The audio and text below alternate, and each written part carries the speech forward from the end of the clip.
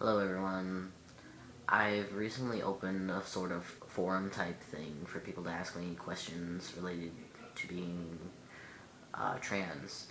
So this is Ask an FTM segment. The first question being, do you feel emotionally bound to subjects such as women's rights and feminism?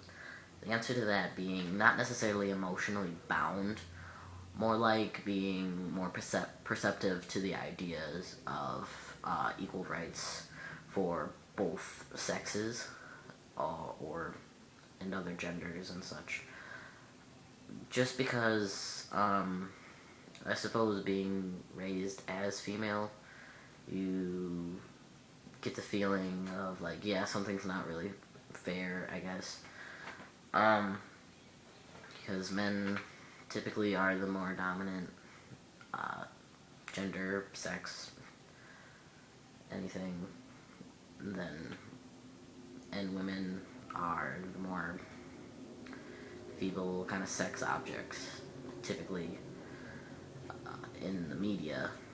So, and plus, going to an all-girls school, it kind of makes you uh, aware of women's rights or lack thereof, and the ideas of feminism. So, not necessarily emotionally bound to wrap that up, but definitely aware.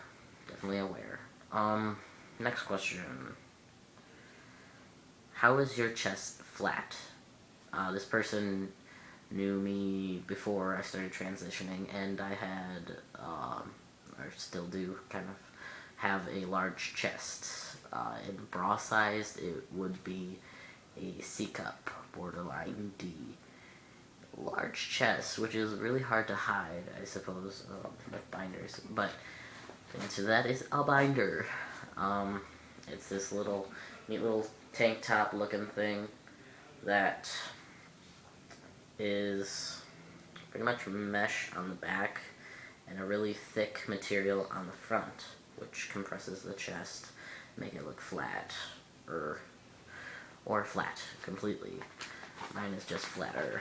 I also have to move them to the side, I suppose, each breast to make them look even flatter. And I've been binding for most of this year, so my breasts have deflated quite a bit, so they look smushed without binders. So yeah, that's the answer to that question. Next question. Do you have a penis? Biologically, no. I do not have a penis. I still have a vagina. Still biologically female. Never had surgery or any type of surgery. So, still have a vagina, but the clit has enlarged due to testosterone. And that I refer to as my dick. And I also have a Packer SDP, which is also a dick to me. So, in a way, yes, I have a dick. No, it is not attached to me. Or, no, I was not born with one. What would you biologically call a penis? But I have a dick. Or two, actually. I have two dicks. Not many people can say that. Makes me more of a man. Next question. Do you plan on getting surgery? Yes. Top surgery, which is the removal of the breasts to make it flat and male-like. Uh, definite, definitely. Getting top surgery. Bottom surgery, or, getting your vagina into a penis. I definitely would love to get that. That is my dream, to get that surgery. I'm not really counting on getting it because it is really dangerous and really expensive, so odds are I probably won't until maybe later on in life. But yeah, I would love that. Yeah, so yes, planning on getting surgery. Um, okay, are you happier now?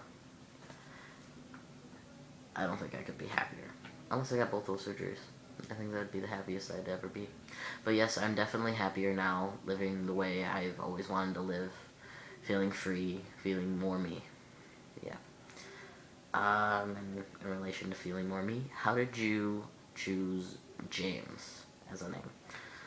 Well, second grade, there was a boy named James, and at first, I thought I liked him, but turns out I wanted to be like him. I wanted to be him. And since then, the name James just stuck with me. I've always loved it.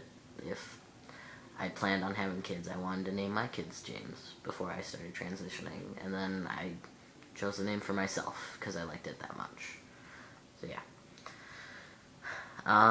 Next question. Because you like women, are you straight now?